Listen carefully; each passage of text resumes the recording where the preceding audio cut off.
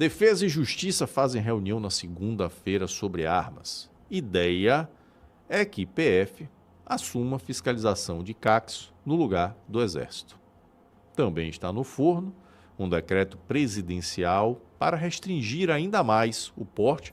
Ótimo que a matéria sabe, a matéria do G1. Restringir ainda mais, mostrar que já é absolutamente restrito. E a quantidade e o tipo de arma em poder de civis. Aquelas alterações que nós já esperamos nos calibres. Só que o que mantém colecionadores, atiradores e caçadores sob o comando do Exército é a lei, é o Estatuto do Desarmamento, o famigerado Estatuto do Desarmamento, essa porcaria legislativa que vigora no Brasil desde 2003. Com todos os seus defeitos, com todas as suas restrições, com todas as suas lacunas, inclusive por se tratar de uma lei pensada sob o manto de uma ideia de proibição ao comércio de arma de fogo no Brasil, e isso é algo que as pessoas precisam entender. O Estatuto de Desarmamento é uma lei que foi integralmente pensada para um cenário em que o comércio de arma de fogo fosse proibido. Aliás, o projeto de lei que acabou resultando no Estatuto de Desarmamento só tinha essa intenção. É proibida a comercialização, a fabricação, a circulação, o porte de arma de fogo no Brasil. Começou assim. O PDE, que era lá do Senado, inclusive. Projeto de lei do Senado. Que o projeto era esse. Ao longo da sua tramitação, ele foi sendo aperfeiçoado. O Congresso não quis bancar a proibição. Fazia-se ali aquelas pesquisas que eles mentiam tanto e eles mesmos acreditaram, que mostravam que bastava submeter essa ideia à população, que todo mundo era contra o acesso às armas, eles aí transferiram a responsabilidade para a população, para que a população dissesse que era contra o comércio de armas de fogo e munição. E a lei toda foi pensada nisso, em torno do artigo 35, como se pegasse o artigo 35 da lei, que é o que trazia a proibição, e dali se expandisse. Por isso que são diversas as situações que não são regulamentadas, que não são especificadas, que deixaram lacunas enormes para a regulamentação via decreto, porque se achava que nada disso seria necessário. Afinal, não haveria comércio de armas de fogo e munição no Brasil, então esses detalhes não precisariam ser versados na lei, deixava para lá. Só que eles quebraram a cara em 2005. E não, obviamente, não assumiram terem quebrado a cara, né? Continuaram insistindo nas políticas desarmamentistas, né, de restrição ao armamento.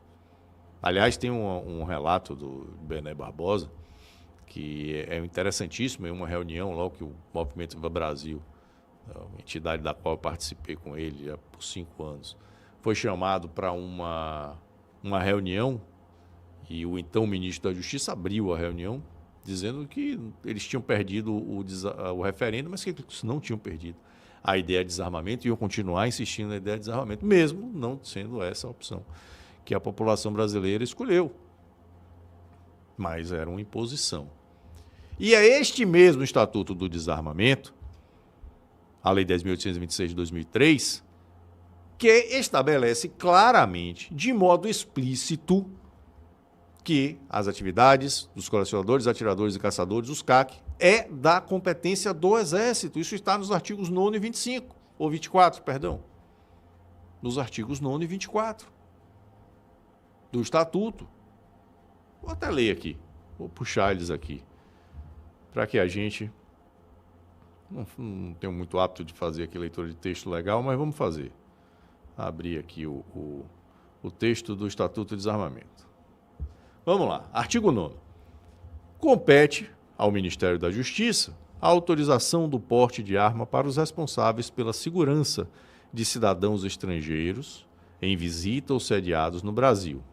E ao Comando do Exército, nos termos do regulamento desta lei, o registro e a concessão do porte de trânsito de arma de fogo para colecionadores, atiradores e caçadores e de representantes estrangeiros em competição internacional oficial de tiro realizada em território nacional.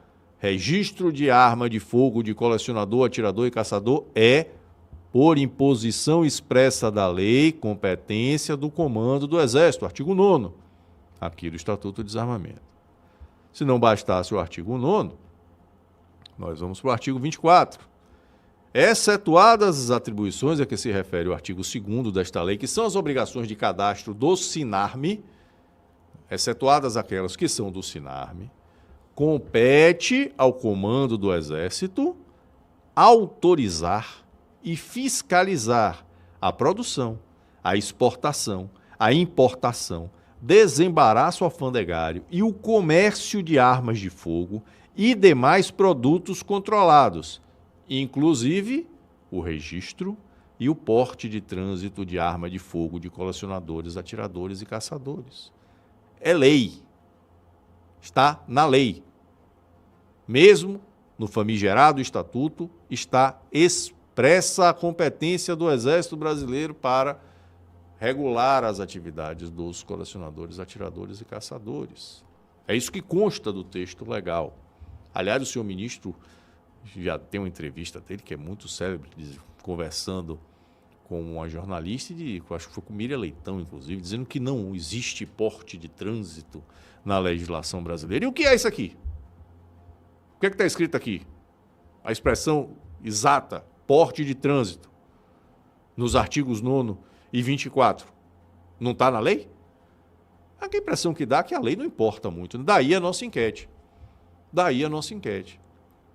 Então não pode existir uma reunião entre Ministério da Justiça e Ministério da Defesa para mudar a lei, porque isso é função do Congresso. Mas que país é esse que se está montando aqui no Brasil? O que é que está acontecendo? Se faz uma reunião para dizer assim, nós vamos mudar o que está na lei, é isso, se escancara de modo explícito, não, nós vamos mudar o que está na lei. A reunião aqui, dois ministérios se juntam, dois ministros se juntam, vamos discutir aqui como é que a gente muda a lei. E o Congresso serve para quê? Aí vem a questão, não, mas aí, então, se é lei, ninguém pode mexer. Não, era lei também, como estava na lei, e ele foi lá e impôs um recadastramento na Polícia Federal de armas que são de fiscalização do Exército. O que é que adiantou a lei naquele momento? Lá, quando saiu o decreto da vingança. Não adiantou nada. Não adiantou absolutamente nada.